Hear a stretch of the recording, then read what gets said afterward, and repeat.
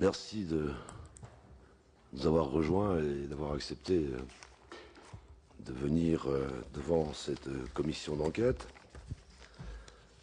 Je ne sais pas s'il faut dire monsieur le député, monsieur Douillet, monsieur le champion olympique, monsieur le champion du monde. Monsieur le ministre ? Monsieur le ministre, j'allais finir par ça, mais merci monsieur le rapporteur de m'indiquer ce que j'avais oublié. Cette commission d'enquête a été constituée à l'initiative du groupe socialiste et notre rapporteur Jean-Jacques Lozach est aussi au sein de ce groupe à l'origine de cette commission d'enquête. Comme il s'agit d'une commission d'enquête, je suis désolé, il y a un encadrement juridique très précis et j'indique, ce sont les mêmes que ceux qui ont assisté à la première audition.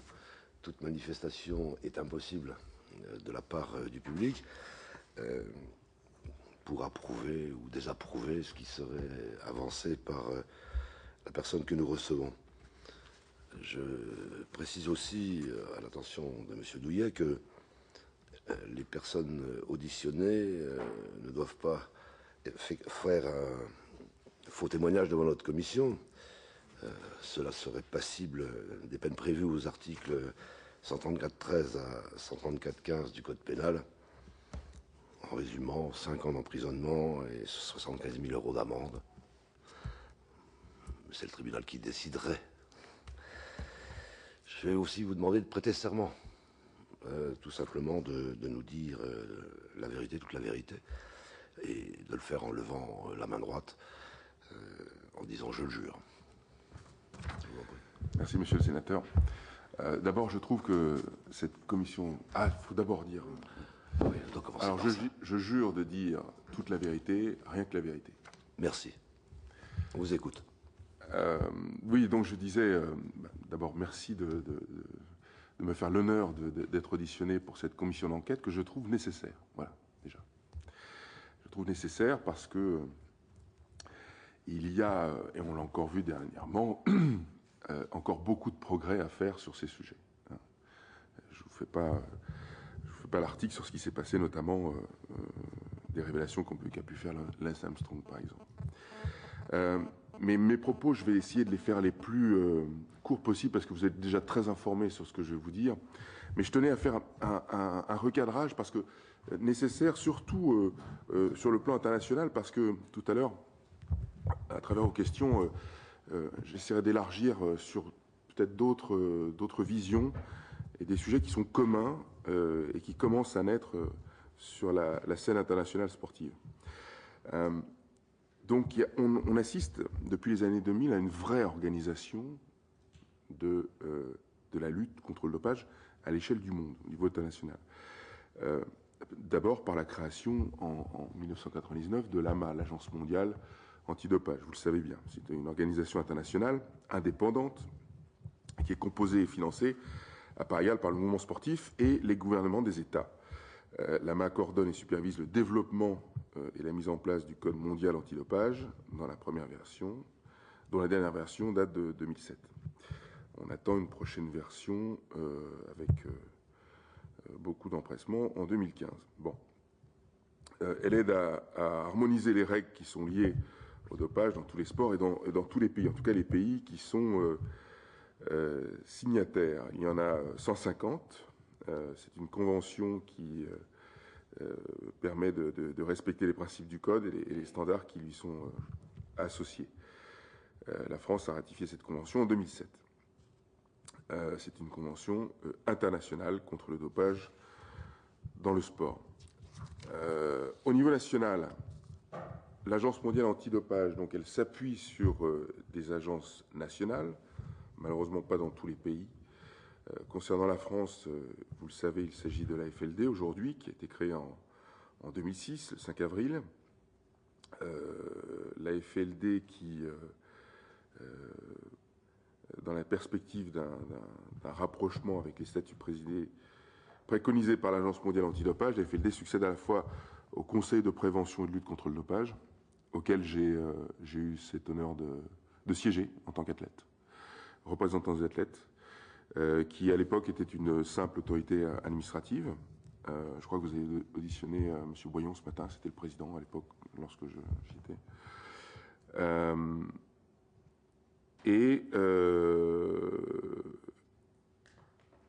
Une simple autorité administrative adossée au Laboratoire national de détection du dopage, le LND de Châtenay-Malabry, l'établissement public classique, et au ministère chargé des Sports pour ses attributions dans la définition de la stratégie des contrôles antidopage et de l'organisation.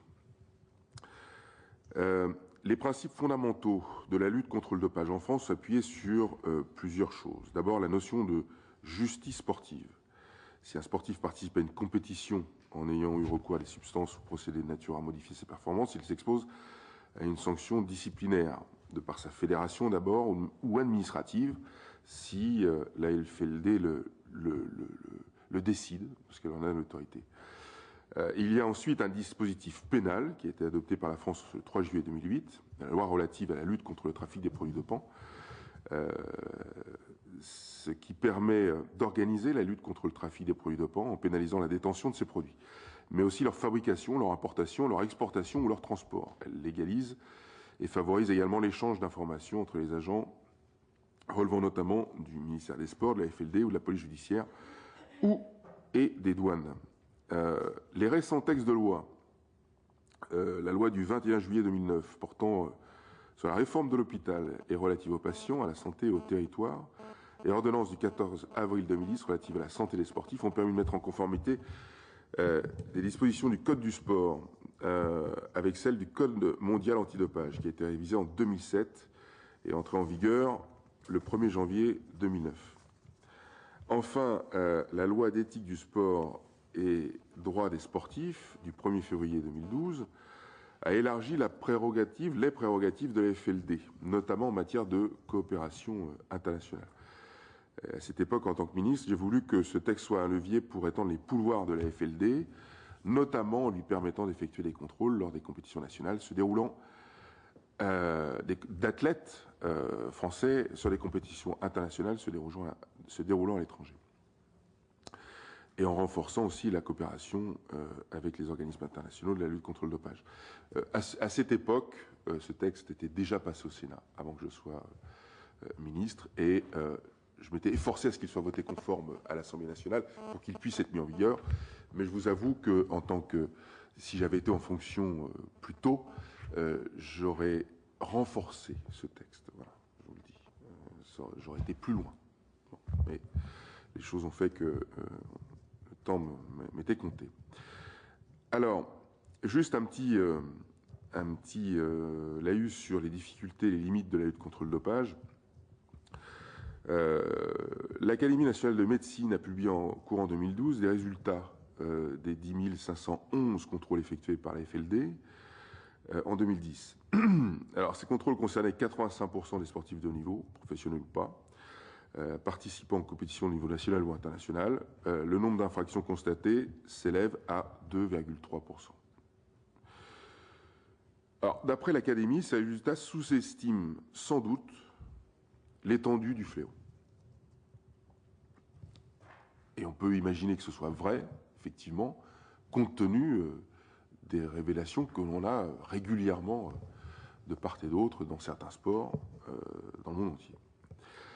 Alors, les difficultés auxquelles se heurte aujourd'hui cette lutte contre le dopage relèvent évidemment sur la nature des produits dopants et les modalités même de la lutte contre le dopage.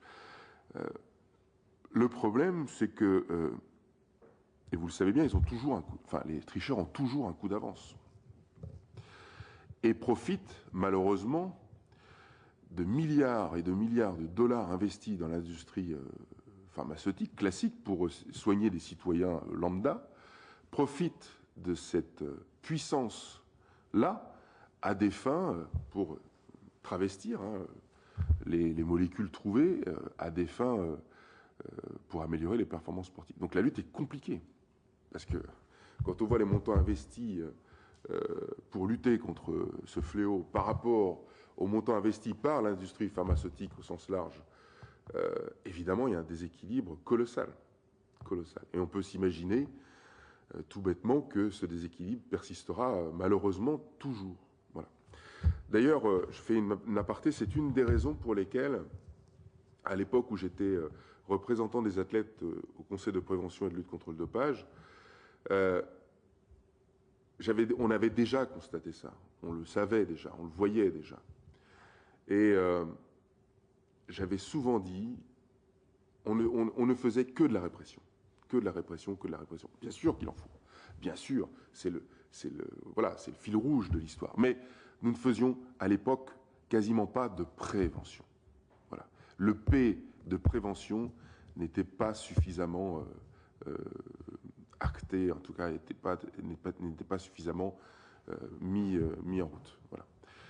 Et je trouve que ce P de prévention, il est aussi, pour moi, aussi important que le L de lutte à l'époque, et encore aujourd'hui. Voilà.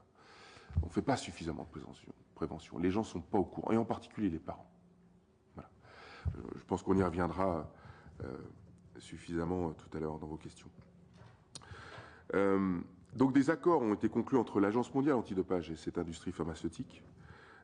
Alors ça devrait permettre, en tout cas aux organisations nationales, type la FLD, d'être informées de manière précoce sur les nouvelles molécules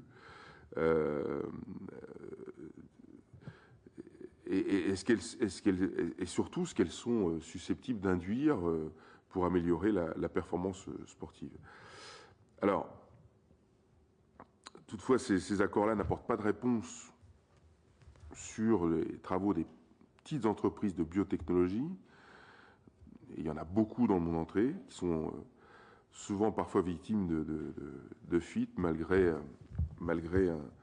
leur souci de confidentialité. Et pour finir, quelques pistes d'évolution.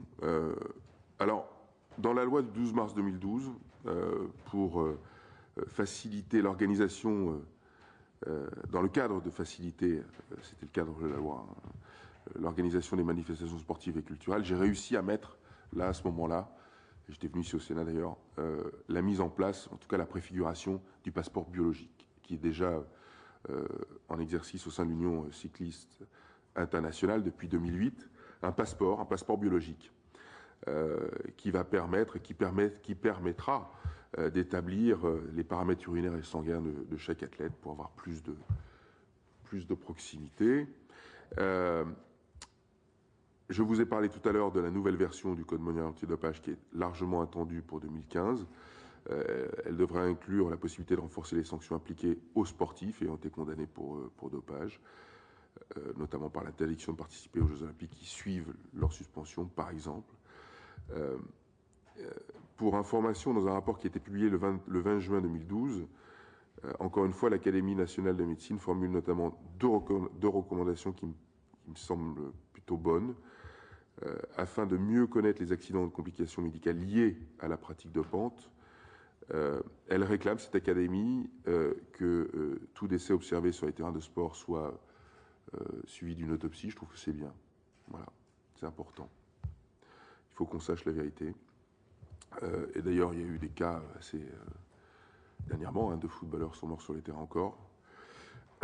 Et elle préconise aussi également la modification de certaines dispositions du Code mondial antidopage, en vue d'une part de limiter la compétence des fédérations internationales aux seules grandes manifestations sportives de renom, et d'autre part d'alléger le calendrier sportif. Ça, c'est un vrai sujet aussi à prendre en compte.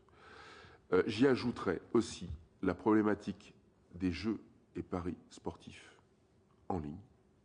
Voilà.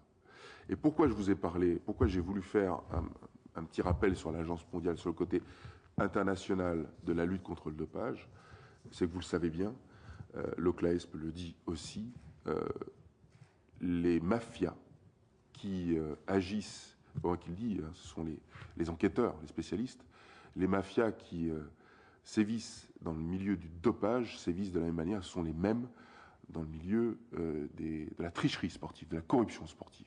Voilà. Et c'est pour cette raison, et j'en terminerai là-dessus, c'est pour cette raison que, lorsque j'étais ministre, j'ai, de manière confidentielle, eu un entretien avec Jacques Rogge, où je lui indiquais ma vision des choses d'ailleurs en mutualisant deux organismes en un, à partir de ce postulat où on a un banditisme, un grand banditisme, enfin en tout cas une organisation mafieuse qui sévit dans les deux milieux, nous devrions urgemment, à l'échelle du monde, créer une agence de régulation mondiale des jeux paris sportifs en ligne.